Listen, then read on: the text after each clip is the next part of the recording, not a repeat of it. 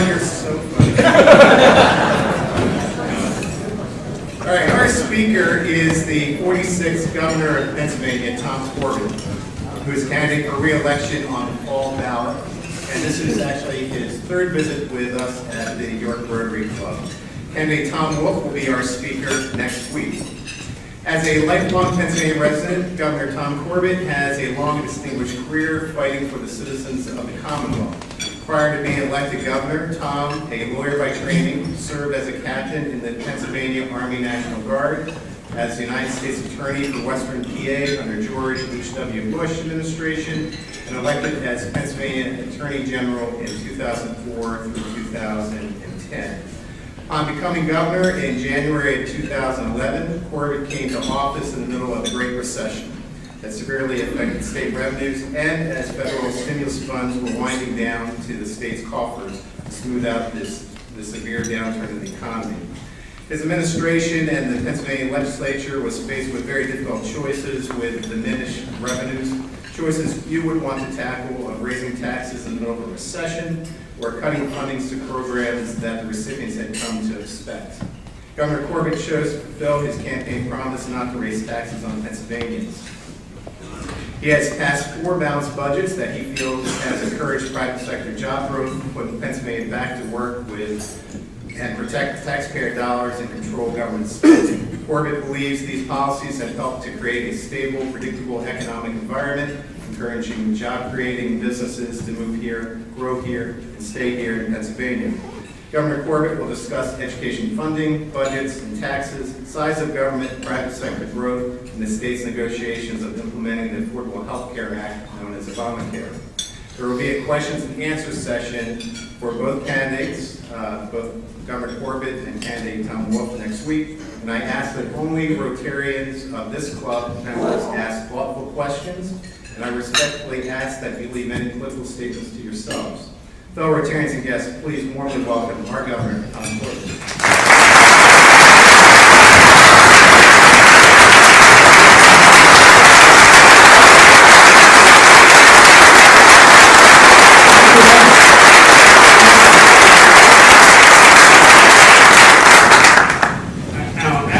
Because I will tell you, I have to be out of here by 1 o'clock. I have to be in Philadelphia by 3:15. And we drive a little bit slower than my predecessor.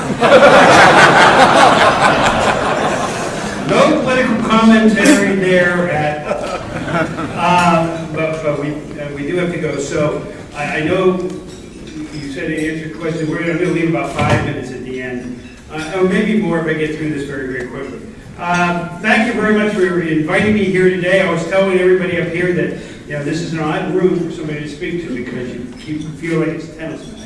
Look over here, over here, over here. But it's always a warm room. So thank you very much. It's a great reception. And I always look forward to talking to organizations such as yours. I was told the 30th largest in the world. No, 25th. Wow. 25th.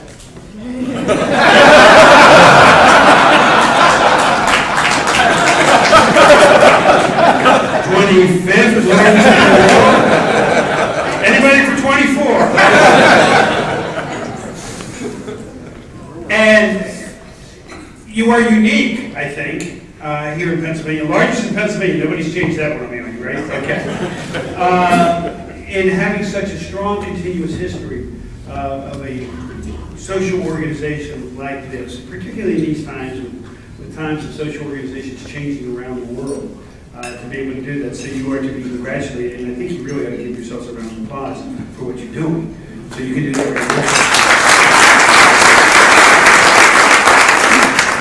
well. It has been an interesting 3+ years. A lot of people say, well, what's it like to be governor? It's much different than being attorney general.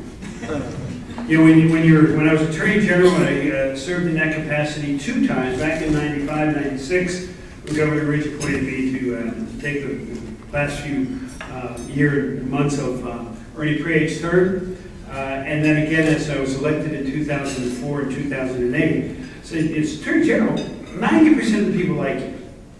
10% don't. 10% don't. You're putting them in jail. or you're suing them on behalf of the people of Pennsylvania.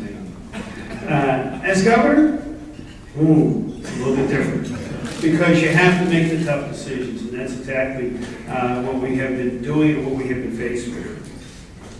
One of the most difficult parts of being governor, and even being attorney general, we have been going through since Friday night, when we lost a state trooper who was assassinated. And that's the only word I can use. Was assassinated by somebody who was lying in wait in the woods, across from the barracks, waiting for any trooper to walk out the door, and shot him right through the chest. Right through. Clear. And shot the other trooper who was trying to assist him. I had the opportunity on Monday to visit with the widow, who, the two young boys were in school. I did not get to meet them, who was remarkably composed, but I would hope that you would keep her and her children and his family in your prayers. I met the family of the young trooper who is in the hospital, heavily sedated, who is going to be going through a long period of recovery.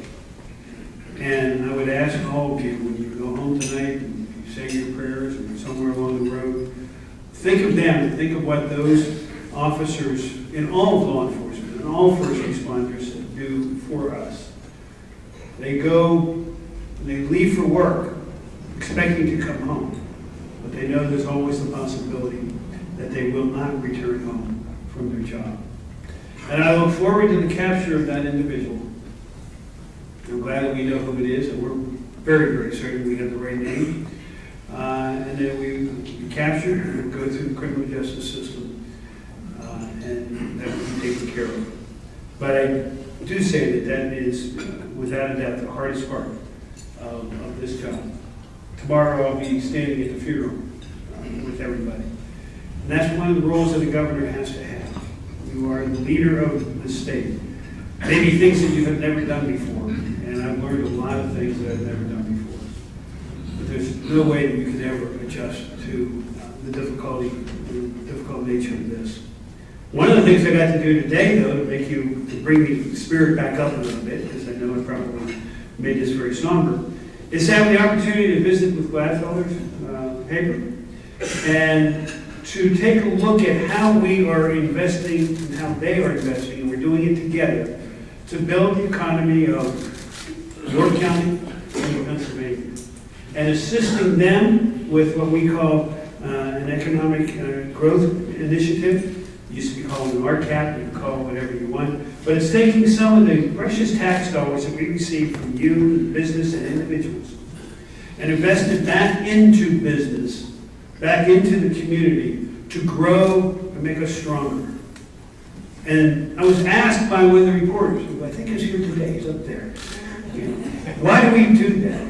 Why would you invest in a company that already has millions of dollars in reserve? And I said at that time, what we're doing is investing not for today, but for tomorrow and the years to come. Gladfelder's been around for 150 years.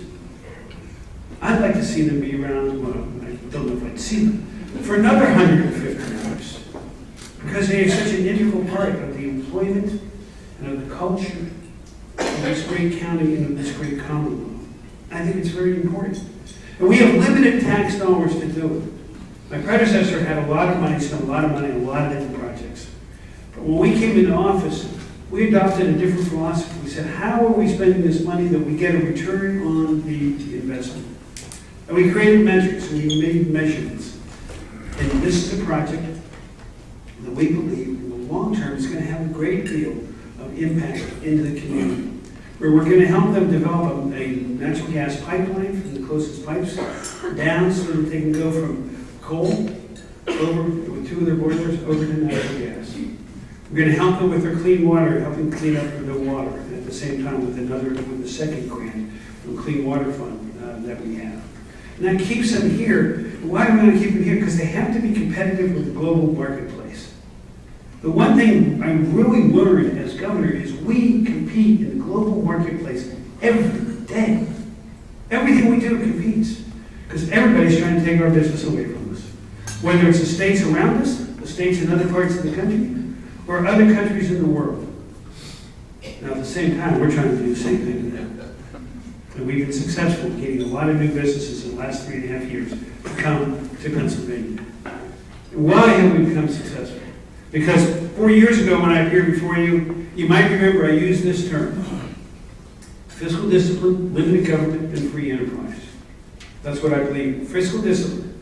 We have to put the state on a diet. We cannot spend beyond that which we have. G.T. Thompson, a congressman up north of here, in the north central part of the state, his congressional district is bigger than Rhode Island, I think. It actually might be bigger than Connecticut if you look at it. He carries a banner around that says, "You can't spend what you don't have." How many of you believe in that?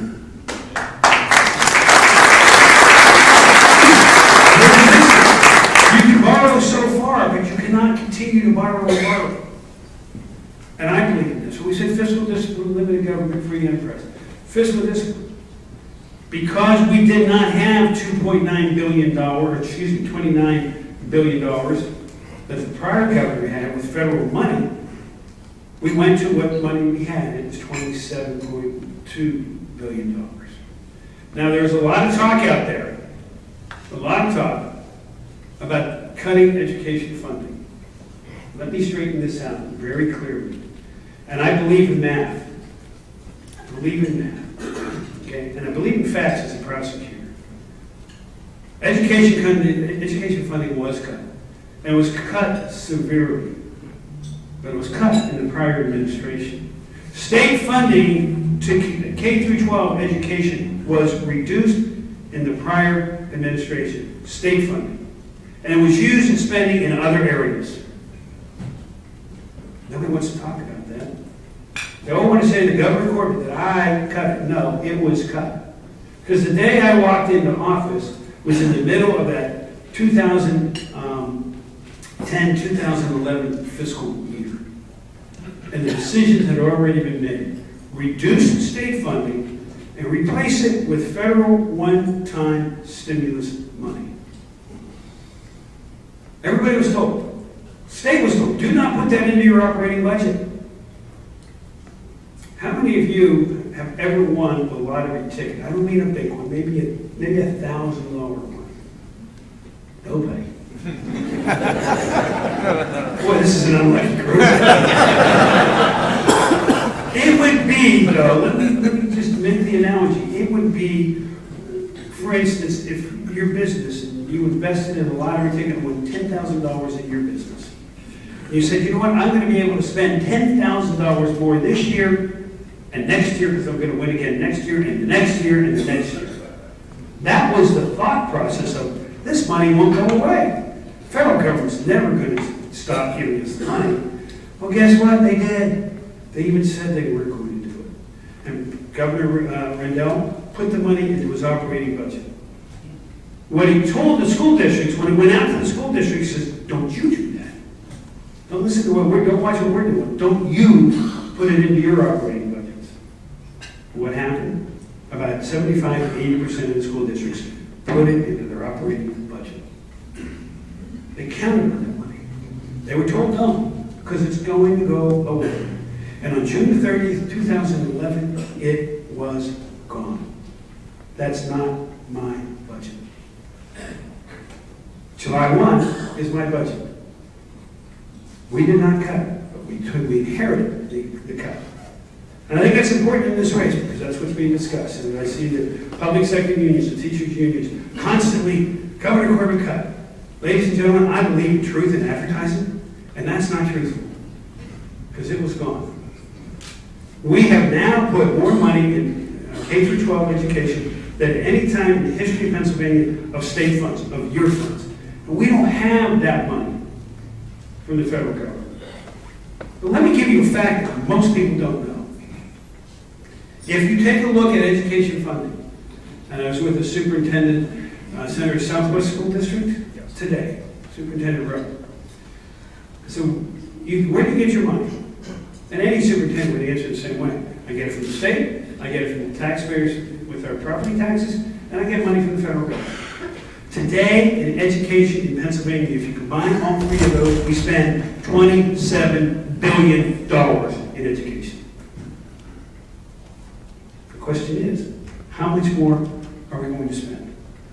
And how are we going to measure the result of it? Because we spend quite a bit. And I know there's a call by the teachers union, we need to spend more money in education. Well, we are spending more money in education. We need to see some better results too. And that's what we've been talking about. That's what we have been working on through my Department of Education, my new teacher and principal evaluation programs, to make sure that they're doing what they need to do to help those who need help. And to really, I'd love to see us reward merit for those who are doing very well. We now have school performance profiles. You can look at the school in your neighborhood, not the district, the school in your neighborhood now, on our school performance profiles, see where they are, where do they rank in the system. And I'll tell you, it's not all the rich schools that are ranking high. There are schools that, one school district in Pennsylvania has the second lowest collection of taxes. Its middle school is in the top 90%. Because it's how they invest it, how they use the money. It's the same thing you in business have to do. And is it popular with the public sector union? No. I understand that. But remember I said fiscal discipline, limited government, free enterprise. And that's what we're trying to do. 41% of the budget of Pennsylvania goes to education funding. 41%. Health and Human Services is also just shy of it's a little over 41% for education, a little less than that, but over 41% for Health and Human Services. 82% plus of the budget of Pennsylvania goes to two categories. And oh, by the way, for all the ladies here, well, for the gentlemen too, both of those agencies today are headed by women. I have more women in my administration, in the cabinets and senior positions, in senior staff, than I believe any governor in the history of Pennsylvania. And ladies, it's not because you're a lady, not because they're a lady, it's because they're the best qualified candidate for that position. And I believe that's how we are supposed to be governing. Who's the best person to come in there? So through that limited government and our fiscal discipline, we had to reduce our spending, and we've been successful.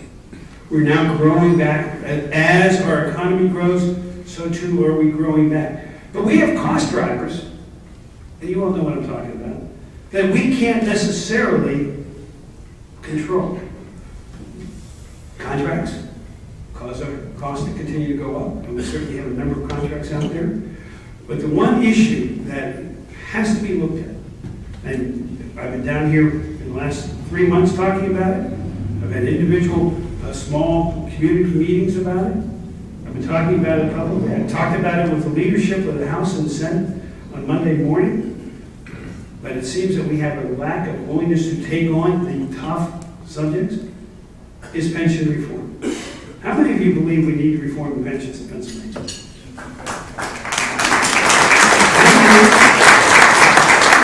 It is not easy, and there is no silver bullet. But we can't turn away from it. $610 million every year, new, goes to the budgets. The state budget and the state teacher's budget. From the state. School districts, whatever we contribute, they're matching 50%. Why do you think your property taxes are going up? Yeah, I've heard allegations from the public sector unions. Well, because I cut education. I didn't. It's going up because of all costs, but primarily pensions. Those are facts. Let's talk about facts. $3.3 billion of the budget of Pennsylvania in the fiscal year 17-18, 3 years away, will be a pension contribution today, at that point. How many of you can afford to pay the taxes to match that? Raise your hands. That's exactly right. This is a taxpayer issue. It is an economy issue, it's a competitiveness issue, and yes, it's a political issue. Because I've gone to Harrisburg and I take on the tough subjects. I'm kind of taking that Attorney General attitude. It's, here it is. Let's take a look. We don't duck it. And I said to a group earlier today that when I ran, I told you that I was not going to look at this as a 2 or 4 or 6 year cycle. As unfortunately a lot of people who are constantly running for office are looking at, how do I get reelected? And boy, if this is a tough issue, I don't want to deal with it. I took an oath of office to the people of Pennsylvania that I was going to be their fiscal steward, that I was going to face the tough decisions. And yes, this is a tough decision. And yes, there are people that are upset about this. But I cannot, in good faith, allow the taxpayers of Pennsylvania not to be represented when it comes to fixing a problem that clearly needs to be fixed. All you need to do is look at the city of Detroit to see what happens when you don't take care of the pensions, or the countries over in Greece and Italy. This whole country has a problem. We have to face it. And I'm calling, and I did it the other day when I was with the Philadelphia Gubernatorial Board, a special session when I'm reelected on pensions, and not just the state pensions, because just about every municipality, third-class municipality, third-class city, has a fiscal problem on the same thing, the pension. We have to look to the future. We cannot sustain something that was established 50, 60 years ago and expect it to change on its own. And we've got to put on our big boy pants, as I say, and take it on. Not going to need help in Harrisburg for that. Senator Wagner has been a big help since he's arrived there. Others understand it. We need to take it on. We cannot say that it's a compensation issue. It is a pension crisis. So that's what I'm doing. We told you we were going to save money. We saved $700 million in 3 years in innovation. Remember I told you that we would get rid of reduce the vehicle fleet? It was a huge number. So we reduced it by 20% in 8 years. We were a little off the mark. We did it in 3 years. Many people who used to get cars just to drive back and forth to home no longer have those cars. They're driving their own cars. And if they have to go somewhere, they can take their own car. If they have to go somewhere far, they can take their own car. And we reimburse them. I'm a little cheap. We only reimburse them at 50% of the IRS rate. So I think the IRS rate is around 50%, 50 cents, because we do a quarter. Because we're encouraging them to do something that we did is we went out on the free market and we put a bid out to all the rental car companies and said, how about compete and be the provider when we need cars? Enterprise won. We rent cars from them. They're used occasionally when somebody needs to go maybe from here to Pittsburgh or somewhere to Erie. And then they get the car back. We're not maintaining it. We're not changing the tires. We're not, we pay for the gas, I guess, but that's about it. That's using a business principle in government. You cannot run government like a business, but you can certainly apply the principles. So, go back.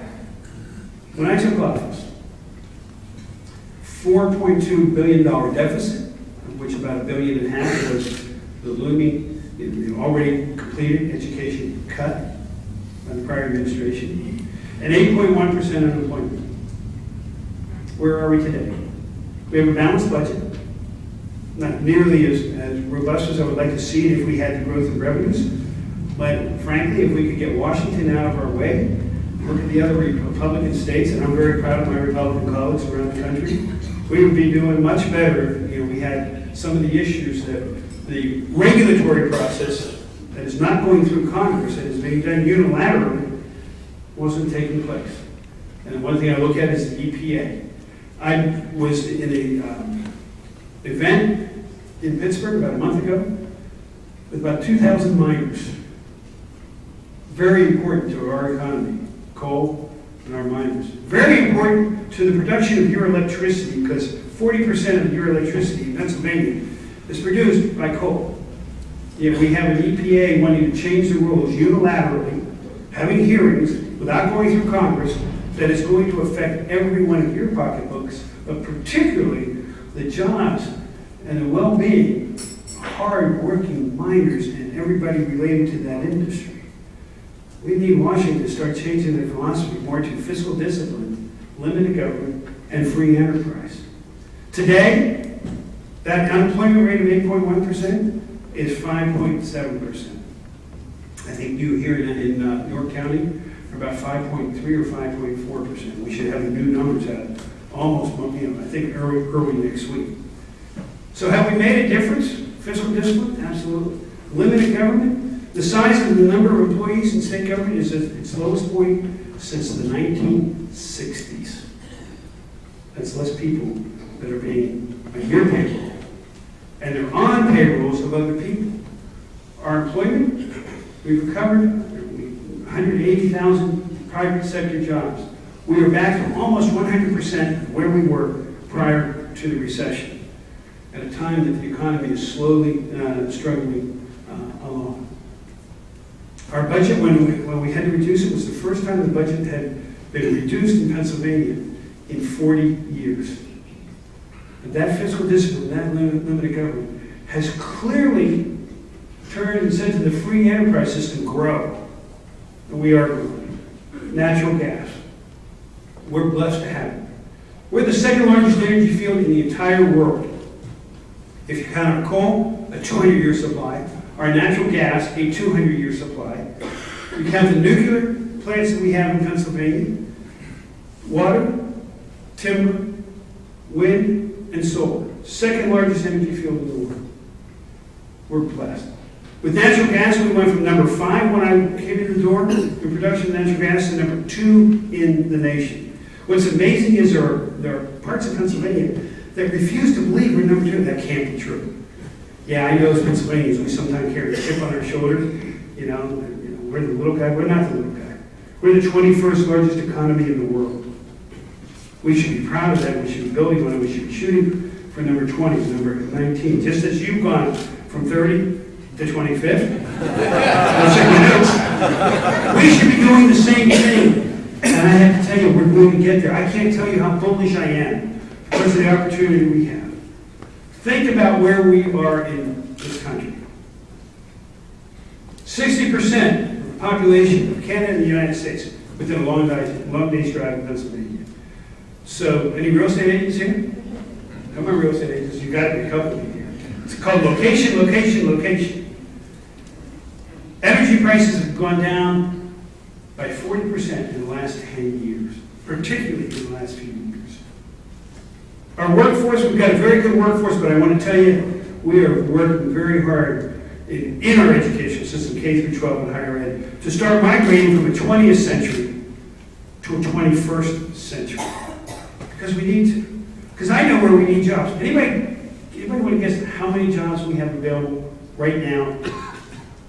Well, let me ask this question first. How many of you are looking for workers who can't find them? Put your hands up pretty high. Okay? That's what I'd love to be able to count you all very quickly. 200,000 job openings in Pennsylvania right now. And if you want to go see who they are or where they are, www.jobgateway.com. And list on there where the jobs are, who they're with, who the employer is with. It's regional, it's by county. It's one of the things we did to try and have the workers find the locations. And if they don't have the training, we're improving our career links. We're working with our targeted investment programs in education to help get the training today for the 21st century. We need bricklayers, we need carpenters, we need plumbers, we need electricians, because 25% of the trades are 55 or older. That's where we're trying to go. So we got a lot of work to go. But if you combine those 3 things that I just told you about, we add one more thing, transportation. Now, I didn't run on transportation. Didn't run on it at all. But when I got into office, I realized, and I was shown by my just absolutely wonderful Secretary of Transportation, who I think is the best in the country, and maybe the best Pennsylvania's ever seen. He took me around and he appealed to my public safety, my prosecutor side. And he said, Governor, take a look at these roads, take a look at these bridges, and then keep this in mind. How many of you have children who ride a school bus today? Or grandchildren? You can put your hands up for grandchildren. Okay? 1.5 million children get on 31,000 school buses every school day, and they're driving on 10,000 miles of roads and 6,000 to 8,000 bridges that are in need of repair. The general public is driving on those roads. Mass transit takes care of 1.5 million people across Pennsylvania. And as you know, we're the Keystone State. You see what's coming up at 83 and 81 and 80 and 79 and the Turnpike and all the heavy trucks that are coming through here. You understand what's happening, yet we hadn't done anything.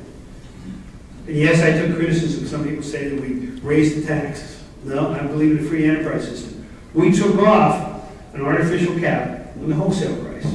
But we've eliminated the tax at the pump, the 12 cents a gallon at the pump. And there are some out there that say, well, you raised our taxes 28 cents a gallon. No, we didn't. Because it floats. If the wholesale price goes up, it goes up. If it goes down, it goes down. But the last time I looked at the gas station across the street from the governor's residence, it's 50 cents a gallon less than it was in February. Yet we're rebuilding roads, and when you're talking about businesses coming and locating in Pennsylvania, as much as the tax base is the issue, it is also the ability to get in and out of the state. So we are making a much more attractive state, trying to bring our tax costs down and trying to grow business. And let me address one thing, and you know, I used to give closing arguments, and I could never give a closing argument in less than an hour. And I see I'm running out of time, and we're going to go a few more minutes longer. One other aspect. How many of you pay taxes? Okay, let's do this. You know, you can tell I was a teacher. How many of you pay a personal income tax? How many of you pay sales tax? How many of you have a corporation that pays a corporate net income tax? I don't have a corporation. Okay. Capital stock and franchise tax. Some of you are paying that. And we can go on and on and on and list the other taxes. The reason I say that is because everybody believes the solution to the fiscal problem, instead of fiscal control, is to go and put a tax, an extra tax, on an industry that already pays taxes. Right? Because they do. They pay the same tax as you do. Their workers pay the same tax as you do. The companies that are supporting them pay the same tax as you do. And you never see this in the advertisements, because what you hear is, well, they don't pay an extraction tax.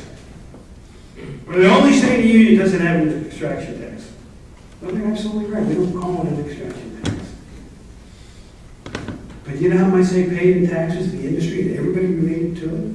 Since 2008, $2.5 billion have gone to the Conference of Pennsylvania to help fund education. They've gone to help fund roads because they're buying gasoline to drive on the roads.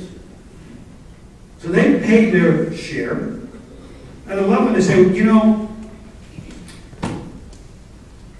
they're not paying their fair share and they're taking our gas. Now, this is a social science experiment on my part. How many of you believe that the natural gas in Pennsylvania is Pennsylvania's gas? Sure. Okay. How many of you believe it's the landowner's gas? Because it's the landowner's gas. It is. If they had the mineral, whoever owns the mineral rights, and that's one of the beauties of this country, is we protect the landowners. It's the landowner's gas if they own the mineral rights. They may have sold it to somebody else. That's an important distinction.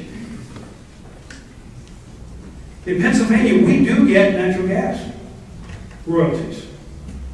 But so do the people who farm, who now can buy equipment, and who they pay their royalty taxes on it. So too do, maybe there's one of you here or two of you here who have a honey camp up in the natural gas area and just happen to have the land and the mineral rights. You know, the senator was telling me about a group that gets, what, $40,000 a month in royalties. They pay taxes on that as ordinary income. So we already know that's going on. But we do impose an impact fee. And we are the only state in the nation that imposes an impact fee. And that impact fee has collected $636 million in just 3 years. That gets shared with those counties that are heavily impacted, but gets shared with other counties, including York County too, for projects that the county commissioners deem is appropriate. So it's not like that money isn't being shared all across the board. What I see is an industry that is in its very still infancy. It might be crawling now, but it is going to be the strong potential for the growth of this country and the growth of this state. Energy independence from the Mideast, changing the geopolitics if we make sure that we encourage that continued growth.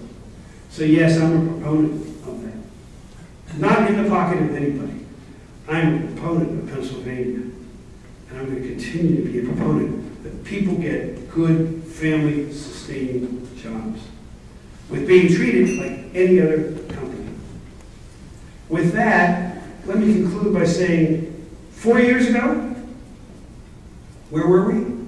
We had unemployment, 8.1, $4.2 billion deficit. Today we have a balanced budget.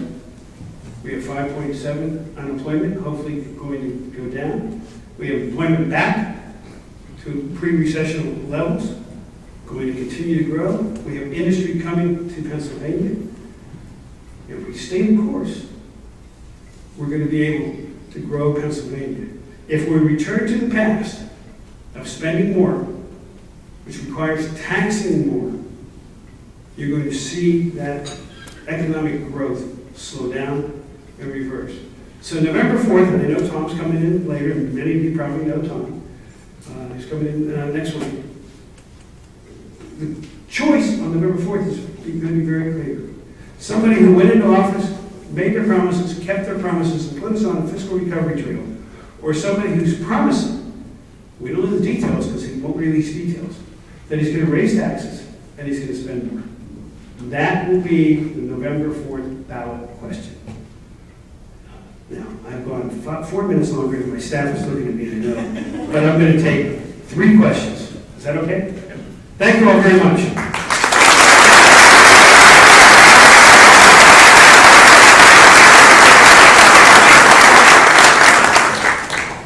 Yes, ma'am. Governor Corbett, you mentioned limited tax dollars, and in York County, our tourism industry generates $176 million of state and local taxes annually. Our legislators, our county commissioners, our business leaders, and our tourism industry agreed on investing the proceeds of increased room tax to benefit our economy. Yet, we've met with resistance over the years in Harrisburg. We ask for your support in these remaining days of the session to help us improve the economy of this county. So thank you. Would you please? Well, and let me answer this, and if I'm single-minded, it's this. We would have more money to be able to put in programs such as that, to be able to put into education, to be able to put into not just tourism, but economic development, if we fix the pension crisis. That is the cost driver of this budget today. Tomorrow, it will be for quite a while. Okay? Next question. Somebody from this side. Are you going to let me get out of here with one question? Okay, anybody on this side? Way in the back, you're going to have to yell. I applaud that we put money in education. Just this past week, it showed that Pennsylvania was higher on the list than a lot of other states in terms of quality education. My comment or my question to you or Tom Wolf is that putting money in education to me doesn't seem like the answer, except for fixing the pension crisis. I know we have to fix the pension crisis. But if the United States is 27th on the list in the world, quality of education, should we not be put, and we're putting more money per capita into education in this country by far than any other country in the world, shouldn't we be looking at India, Japan, the other countries that are ahead of us, and what they're doing in terms of getting higher education, better education for the students at much, much less dollars? I wouldn't disagree with that at all, but you know, there is a, did you all hear the question? Short question. If you look at the United States in competition with the world and looking at the other countries, shouldn't we look at more of money that we, looking for a better return on the investment and education of the future? Is that a short version of that? Was that close enough? Yes. Okay. And I agree with that. We need to look at it. But how many school districts do we have in Pennsylvania? 500.